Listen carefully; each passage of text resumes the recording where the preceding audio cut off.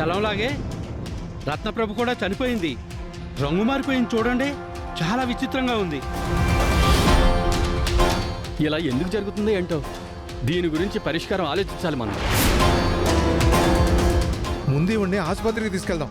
ఒకవేళ బతుకుందేమో. లేవండి. సరే సరే, ముందు పట్టండి. అటు పట్టుకో, జాగ్రత్తగా పట్టుకోండి. నా జోలికి రావద్దని ఎంతలా చెప్పినా నా మాట వినిపించుకోలేదు. అందుకే అనుభవించింది.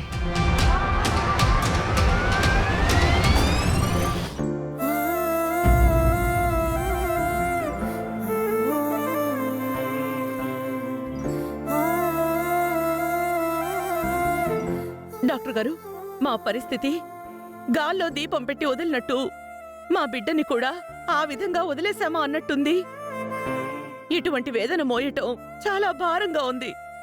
దయచేసి తొందరగా మాకు మనశ్శాంతిని ప్రసాదించండి. మా ప్రయత్నం మేము చాలా వరకు చేయడం జరిగిందమ్మా. సర్జరీ వరకు వెళ్లకుండానే శ్రీకర్ రికవరీ అవుతాడని ఎక్స్పెక్ట్ చేశాం. బట్ అలాంటి మిరాకిల్ జరగలేదు. సో ఫైనల్లీ మేము నిర్ణయించుకుంది ఏంటంటే ఆపరేషన్ చేయక తప్పదు. రెస్పాండ్ అవుతాడు, ఏదో అద్భుతం జరుగుతుందని ఎదురు చూస్తూ ఉన్నామంటే తను కోమాలోకి వెళ్ళిపోయే ప్రమాదం కూడా ఉంది. అందుకే సర్జరీ చేయడం మంచిది. అయితే వెంటనే మొదలు పెట్టండి. అసలు ఈ పాటికే ఈ పనిని చేసుంటే బాగుండేది కదా. ఈ పాటికి నా కొడుకు కళ్ళు తెరిచుండేవాడు. మీ ఆరాటం, ఆందోళన నాకు అర్థమవుతున్నాయి మేడం. బట్ మెడికల్కి ఓ ప్రొసీజర్ ఉంటుంది.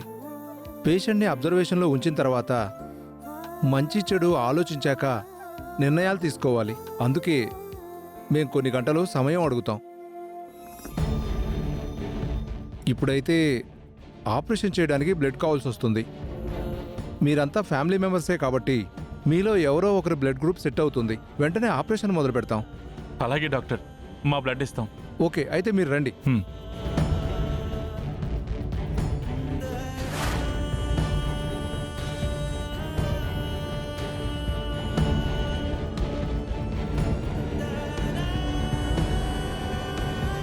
నాన్నకేం కాకూడదు, ఏమీ కాకూడదు.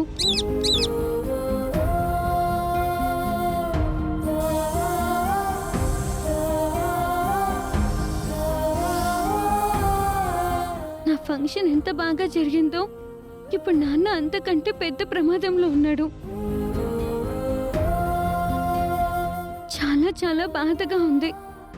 ఇలా జరుగుతుందని అస్సలు అనుకోలేదు. తాళపత్రాలలో రాసున్న గండం ఆ వశీకర రూపంలో వచ్చింది. అది ఆడది కాదు, ఆడ రూపంలో ఉన్న రాక్షసి.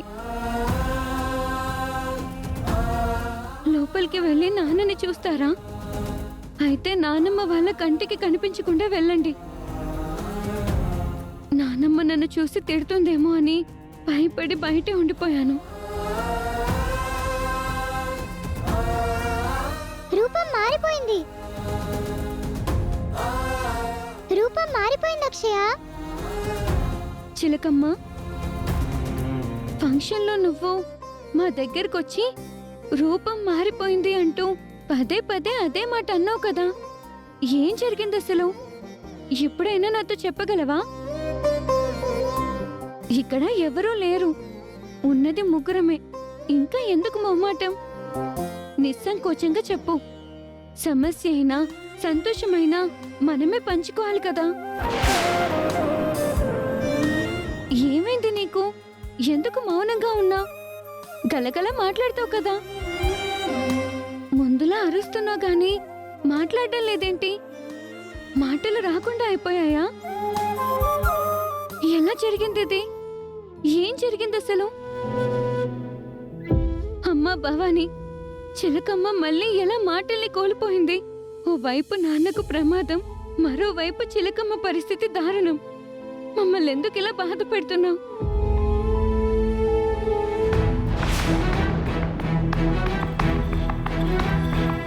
మేమందరం బ్లడ్ ఇచ్చాం కదా, ఇక ఆపరేషన్ మొదలు పెడతారా? అక్షయ్ ఎక్కడుంది?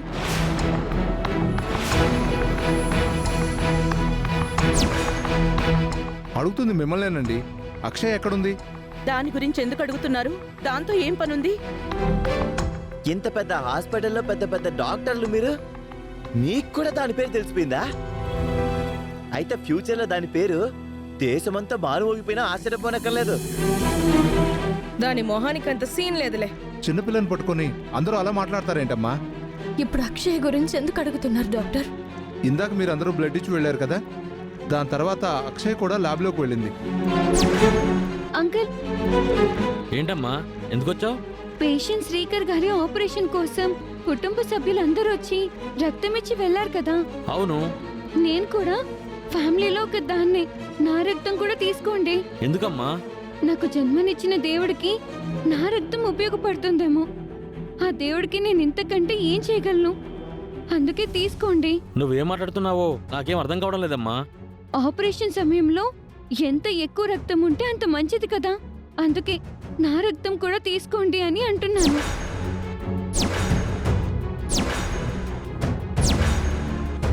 ఆ విధంగా తను కూడా రక్తం ఇచ్చి వెళ్ళిందంట. అవునా? ఈ విషయం నాతో చెప్పలేదే. ఎవరితో చెప్పొద్దని కూడా చెప్పిందంట. దానివన్నీ దొంగ బుద్ధులు.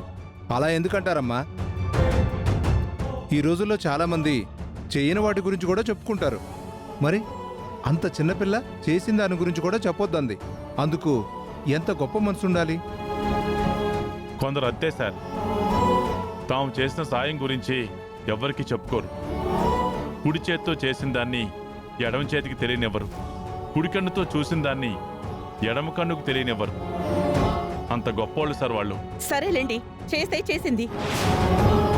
ఇప్పుడు ఆ విషయం గురించి ఎందుకు మాట్లాడుతున్నారు? నీ బ్లడ్ తీసుకోవడం కరెక్టే కాదమ్మా.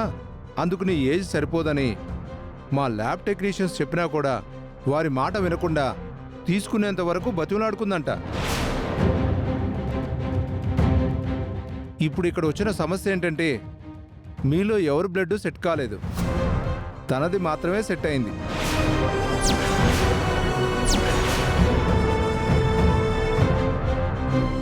అయితే సమస్య ఏముంది?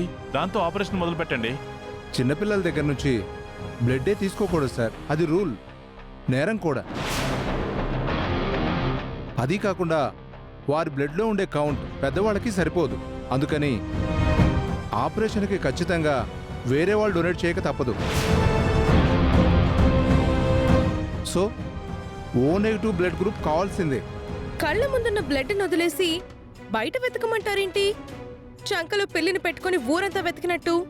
చట్టరీత్యా నేరం అని చెప్పాను కదా. డాక్టర్, ఈ విషయం బయటికి చెప్పుకుంటామా ఏంటి? తొందరగా కానివ్వండి సార్. ఇటువంటి హాస్పిటల్స్లో ఎన్ని నేరాలు గొర్రెలు జరగడం లేదు, మాకు తెలీదా ఏంటి? మా దగ్గర అలాంటివి జరగవు సార్. దొరకనంత వరకు అందరూ దొరలే sir. Mind your language madam. Operation 6 గంటలో మొదలు కావాలి. మీరు ఏ విధంగా ట్రై చేస్తారో చేయండి.